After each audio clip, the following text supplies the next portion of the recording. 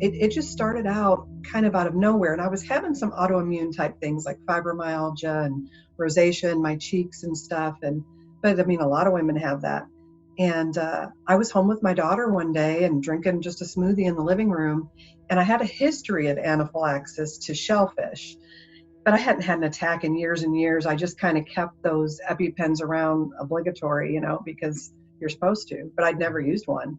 I'm in the living room and I start having difficulty breathing and swallowing, and I'm a nurse, and I was like, holy cow, this is anaphylaxis. So I gave myself my EpiPen. My son drove me to the hospital, and it was a small town we were in, and I knew the nurse who was checking me in, and I won't say her name, but when she was checking me in, I thought, oh man, I'm in trouble. She's got no idea what she's doing. And she said, well, why did you come? You took your EpiPen. What'd you come to the hospital for? And I thought, wow, you don't even know the basic protocol for anaphylaxis. You take your EpiPen, you go to the hospital. So she's like, we're waiting on a bed for one of the rooms, so I'm just going to set you here in the hallway. We'll get to you soon. And that's a person that goes, I'm a critical care nurse. That person goes right to the trauma bay because you may end up having to intubate. So I'm in the hallway. I've got Stryder, which is, and people are just walking around doing their thing. I'm dying. Give myself another shot of my EpiPen. And finally the PA looks over and is like, she's not looking so hot. They get me in a room, and at this point we don't have an IV or anything. And I'm crashing fast. Don gets there and they move me into trauma, and they can't get an IV because when you have anaphylaxis, everything kind of clamps down. And so it's just going from bad to worse. And Don's like, if you don't do something, she's going to die. You need to intubate her. They said, oh no, we've got plenty of time. And it was immediately after that I just quit breathing. And it's funny because I popped out of my body so I could see what was going on. And so I'm kind of watching and I'm thinking, man, who is that girl? She's pretty sick. I was so depersonalized. I didn't realize that was me. So they intubated me, and then everything was just black for a while. The next thing I remember, I kind of materialized in the backseat of my sister's car, and she was driving from Wisconsin to Kentucky, and she was at this gas station. She had pulled over and it was pouring rain, and I knew my body felt weird, like not solid, and I couldn't feel my bottom and my legs against the seat, and that seemed odd, and I just couldn't sort out what was going on. So I'm in the back seat of her car and I see her clothes and they don't match, and I'm thinking, what on earth is she wearing? She looks ridiculous. And I sensed something was wrong. Why is she driving in this pouring rain? She should be home. Maybe something's happened with one of the kids. And I saw her pull her phone out. She got onto Facebook and she typed, hang on, or hang in there, kiddo, I'm coming. And then I popped back out of her car and I was just in this dark void. I was in this expanse that was so dark, and it seemed limitless to me as far as its space. And there was an oppressive nature to it. And I wonder if some of that being on the ventilator, and the agitation that occurs in a patient, even in a coma from being on a ventilator, I wonder if I was kind of feeling that on that side, because as a nurse, it seems to me what people would describe. And so I had this just oppressive work of breathing, and it was like I knew I didn't need to breathe over there, but it still seemed like I had to perform the work. And I was just stuck there. I couldn't figure out how to get out. And time is really different there. Time here is so structured, and time there really gets away from you. And so I always tell people, if I had to compare this earthly time with the time that I spent in the void, I would say it was probably about 10 years. I began to wonder if I had ever really lived. Like maybe I just imagined all of that to have something to think about in that place. I just didn't know what was going on, why I was trapped there, what I could do to get out. I would try to move and I'd drag myself forward a little bit, and then I'd get so tired and go into what I call the deep sleep, where I had no awareness. And that kind of went back and forth for a long time. And then finally, I started doing some introspection and saying, is there something that I need to understand or learn before I can leave here, or or realize that, maybe I did live that life and there's something maybe it's me, maybe I'm why I'm stuck here. And it just occurred to me that the spiritual space that I was in was a picture of the spiritual space that I had made on the earth realm. I had kind of, since my divorce many years ago, I had kind of built this wall around myself to protect me and protect the kids. And, a wall's great to protect you, but it also keeps people out and it keeps you in. And so I'd really started to isolate. I went to work, I took care of my kids, I took care of my house, I went to work, I took care of my kids, I took care of my house. And I stopped putting myself out there. And so the isolation that I had built on this side followed me over. As soon as I figured out that this was the eternity that I had created, as soon as that realization happened, there was this rumbling and it exploded open. And so now all these little pieces of the darkness, like almost shards, are flying. They're just spinning around. And the darkness is pushing further and further away. And this spirit comes. And I didn't know who she was at first. And she's just larger than life. Orange hair on her head that is so bright, it's on fire. And so there's like these little licks of flame that are her hair. And she's just such an attractive spirit. I couldn't keep myself from going to her. And so I go to her and she holds me against her chest and I realize it's my grandmother. And I'm weeping. I'm so relieved that someone's there and I'm not alone and the dark is gone. And I'm just overcome and I'm crying and her energy is just circling around me and mine's still separate, but she's kind of encompassing me. And these shards of the darkness keep trying to get in and they hit her energy and they're flung further away. And she's holding me and I'm crying and she says telepathically, because they don't speak, but she says, "Calm yourself, dear one." And the words were like, if any of the people who watch this have ever been given like morphine or fentanyl or whatever, IV for surgery, that immediate rush that you get that's like super relaxing and you can feel everything. That's what it was like. It was like a chemical. I felt it acting on her words. The intention of those words acted on every cell in my body. And I just immediately relaxed and kind of melted into her.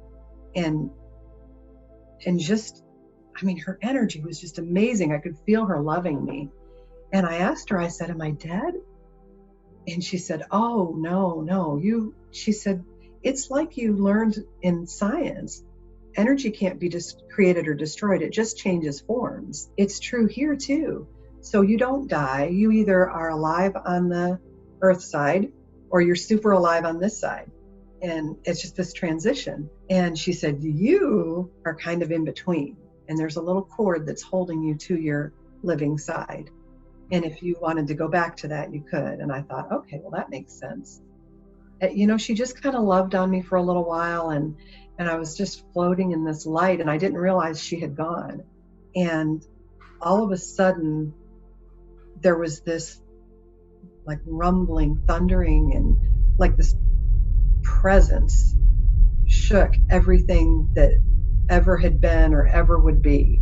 Every planet in the cosmos just was rumbling with this energy and I could feel it in my bones. And I knew something big was coming. And I never saw a person. And I always refer to God as he, just because the energy felt very masculine to me. But I can't say with certainty that this was a man. And I don't think God is a man. I think I don't know. He was this mix of masculine and feminine because he was nurturing, but that power makes you think, at least me as a traditional person, it makes me think of a man. He came to me and I heard him say this telepathic thing. He said, "I am." And that was it. That's all he had to say. I'm like, man, you're the stuff. You just come up to somebody and say, "I am." And you're like, yeah, you are. There's a resonance and it's the key of D is what it sounded like to me. And no, it's hard to talk about. It just had this vibration to it that was alive, that just went through me. And I could feel it just coursing through every part of me. And so I'm there with him, and immediately I got kind of scared. I'm like, oh no, I wasn't ready for this. He's going to look at all the stuff that I've done wrong, that I'm so ashamed of. And he wasn't judging me. He was like super loving and everything. But I just, it was like being naked in front of a crowd. I just was wanting to kind of hide. And he kind of soothed me in that. And I knew we were going to go through my life. And so here I'm dreading stuff like a kid, worried about the parents reading their diary or something. And all those things that I was so worried about, that I was dreading, never came up. What the heck, right? I think I had probably beat myself up enough about those. And so these other things came up. And first he showed me the good. And all of the things that I've done that I feel really good about did not come up. And the things that came up were, there was a scene in the grocery store that I had forgotten about. I mean, probably when my kids were little. There was a woman in line in front of me, and she was short just a couple dollars to pay her bill. And she was trying to figure out what to put back. And I just knew what it was like to be in that position as a young mom. And I said, it's okay, I've got it. And I gave her the money. And it immediately, so I'm seeing this scene like I'm there, and immediately it flashes forward, and I see this woman working in a food pantry, and she's blessing these people with food. And God's showing me, he's like, I want you to see the ripple effect of every little act of kindness. And I saw that, and I was like, oh my gosh, that's amazing. And then we went through some of the negative things. And the one thing that really stuck with me was that of all the things I've done in my life that I'm not proud of, the thing that was shown to me is probably the hardest thing to never do again. And it was to control my thoughts about other people. And God showed me, he said, let me explain something to you. So a thought has a certain measure of energy to it. And a word has even more, and an action has more than that. But it all starts with a thought. What you think about is what you talk about, is what you end up doing. And so it starts here. You got to control your thoughts and your heart. And so he showed me these negative thoughts that I had about people, and they were deserved. Let me tell you, these were some jerky people. So he showed me that when you have a negative thought about that person, that energy goes out there and it attaches itself to that person, and you contribute to the jerk that person is. Now you've attached more of that energy to them. This is why forgiving is so important.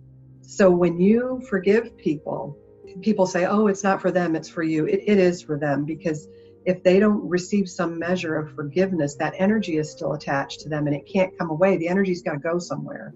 Energy isn't created or destroyed. It just changes form. So when you have a thought, so if I think something negative about you, that thought attaches itself to your spirit and it makes you more the person that you are, that I'm thinking you are. And when I forgive you, that energy is able to be redirected. And so that little bit of negative that I put on you that made you more the negative person that you are now comes off because I've forgiven you. And so it's really important to that other person's journey for you to forgive them. And it's really important to you because not only does that negative energy go and attach to them, but it attaches to you. And energy attracts energy.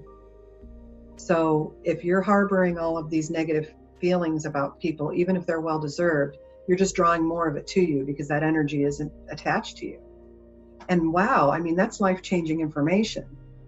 Here I am with this loving creator who's kind of let all the big stuff go that I was really worried about.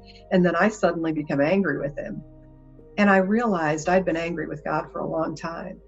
And I told him, I said, you say you're this loving God and you want the best for your children. And I call bull crap.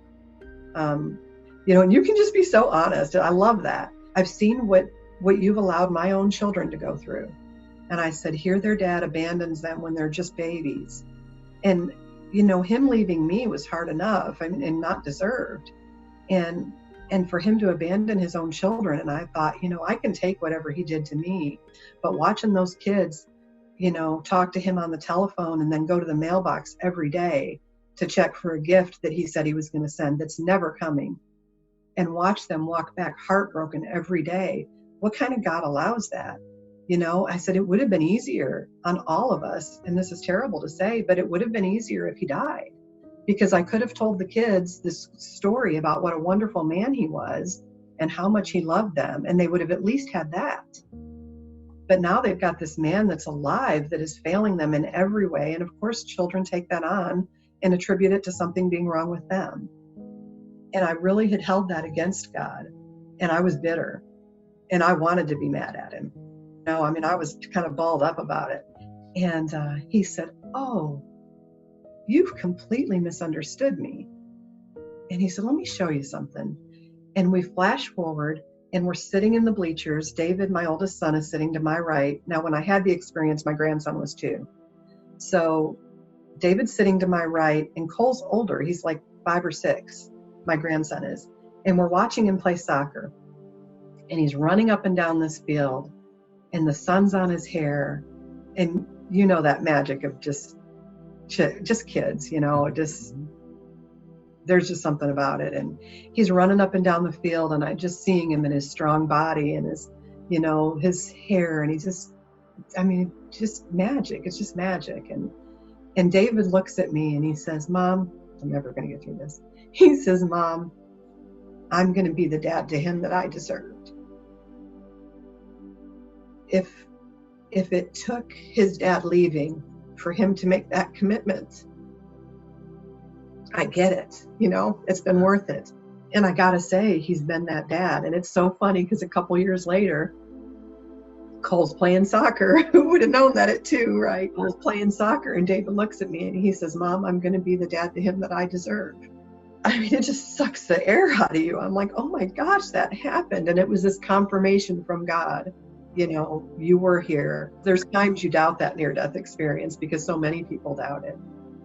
And he's like, "No, you were here, and I'm making manifest the things that I promised you." And I was like, wow. The other thing I learned there was we have this really screwed up definition of good and bad. To us, good is when nothing is wrong and everything is right. And in the spiritual realm, good is forward motion, no matter how awful it feels. So you're moving forward, you're growing, you're affecting the lives of other people, even if you're doing it through grief or, whatever. That's considered good up there. He's like, "Yep, you're doing good work, even though all the circumstances around it suck. You're still good. It's not bad. You're moving forward." Now, the day that you start sitting in that recliner and you stop interacting with the world and you're just in that, I'm going to do what makes me comfortable, that's bad, even though nothing bad's happening. Not what we're here for. We weren't here to be sedentary creatures that have no effect on the world around us. There's no point in you being here if that's what you're going to do. I learned when I was over there that before we come to this life, there's actually a decision-making process that we go through with some consultation of spirit guides and things like that about what family we want to come to and what general lessons we'd like to learn while we're here. And I think we know the whole story before we come. I think we forget it when we get here. I try to remind people of that because before you came, you knew what traumas you were going to face. And you were like, that's the life I want to live. I want to have those lessons because those are going to contribute to the growth of my spirit and the way it needs to grow. And so this higher you makes decisions here that are terrible, and here they're awful because this life, we perceive it as being really a long time. But I got to tell you, when I pulled out of my body, this seemed like it had been over like that. People say, well, what about kids with cancer that are suffering? Or what about kids that are born horribly deformed? And I just tell them, I'm like, those are the most sacrificial spirits. Those are the ones on the other side that said, I'll come void of even the ability to communicate just so I can show people a love that transcends speech. So, I'm in this light, and this kind of healing process begins where the light comes through my feet and it just starts creeping up through my body. And it's healing every little cell that it comes in contact with spiritually. It goes through my stomach and it goes through my chest, and it's so powerful. I can just feel this energy coming up through me, and it gets to my tongue, and these beautiful songs come out, that I can't stop. God's energy shot out my eyelashes, and it was so bright. And it was like looking at the sun without having any pain or your eyes dilate even, and no heat or anything. And so I tried to close my eyes because I didn't want any of the energy to get out. And so I'm closing my eyes, and it shoots out my eyelashes, and it goes out into the expanse and turns around and comes back. I can feel it going through the little curves in my brain. And then I feel like I get to this more core part of myself, and God's there. And it blew me away. I'm like, whoa, wait a minute. Do you mean to tell me you've been in there all the time? You're not this external thing? And he's like, well, I'm kind of both. And I'm like, so all of us, even the people that don't believe, God is in there. And he's like, you can't take me out any more than you could take out your own father's DNA. I made you. I'm in there. And you can choose to not acknowledge me. You can choose to walk around saying your dad's not your dad, but we can prove he is. I'm telling you, I'm in there. And I'm just waiting to love you. And, even through all of this crap you're going to go through. And I went through some hell there for a while, and I've had a lot of trauma in my life. And he kind of melted all of that away. And I started realizing I was going to have to make this decision about going back. And there was a point, actually, when I was still in the void, that I was able to progress and move and see myself in my hospital room. And so I see myself lying there in a coma, and I saw my daughter there. I knew what she had worn that day, and was able to describe that back to her. I knew what part of the room she'd stood in. So I get to this point where I'm in the light with God, and I have to come back. And it seemed like a decision that I probably had made before I was born, that I'd known this was going to happen and that I was going to choose to go back because I hadn't lived the life I was supposed to live. Not even close. In fact, I had avoided doing the things I was supposed to do. I can't tell you how heartbroken I was to leave. And Don says to me, my husband's like, well, why would you not want to come back to me? And I'm like, I can't make you understand that. Until you've been there, you just can't understand it. I knew you'd be okay eventually. And so I made that decision to come back, and I was crying. And I told God, I said, at least let me remember it. Because if I can't remember this, I don't think I'll have any hope. And I woke up, I was off the ventilator, my sister was standing there, and the first thing I said was I was with God. And the nurse came in and she called the doctor, and I'm in St. Joseph Catholic Hospital, and the first person they send in to see me is a psychiatrist. You can't see God. And so they wrote that I was having delusions, and and that stuff follows you. And I thought I just couldn't get over the irony of that. It's interesting the response you get when you have a near-death experience, because I think as a believer, as somebody who believed in God beforehand, I just assumed that all of my friends that were religious would be the ones that wanted to hear the story. The people that I have gotten the hardest time from have been the religious folks. And I always try to remind people, because I do understand what their reservation is. I tell about this dark and empty void that I was in, and they're like, well, wait a minute, you're a Christian. You should have gone right over to heaven. And I think I've figured that out. A near-death experience is not a death experience. I think God knows you're only going to be there a short while. He knows you're going to decide to go back because you're not done yet.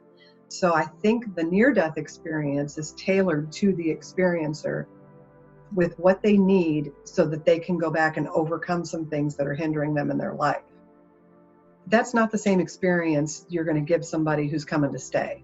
So for all of the folks who are Christians who are like, well, you didn't see Jesus and all these other things, I was just there for a little visit.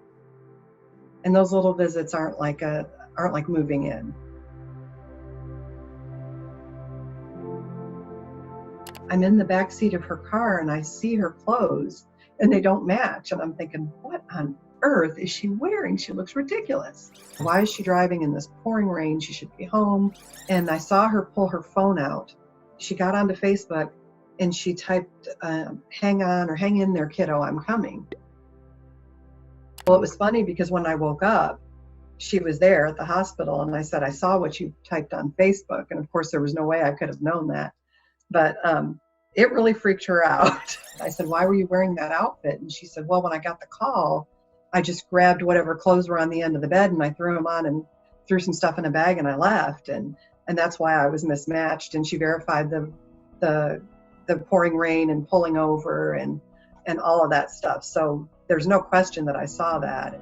If you'd like to see more of Penny's interview, there's a full unedited interview right here, or there's a link in the description you can click on. And it's about 30 more extra minutes of her talking about other experiences she had on the other side. Very cool.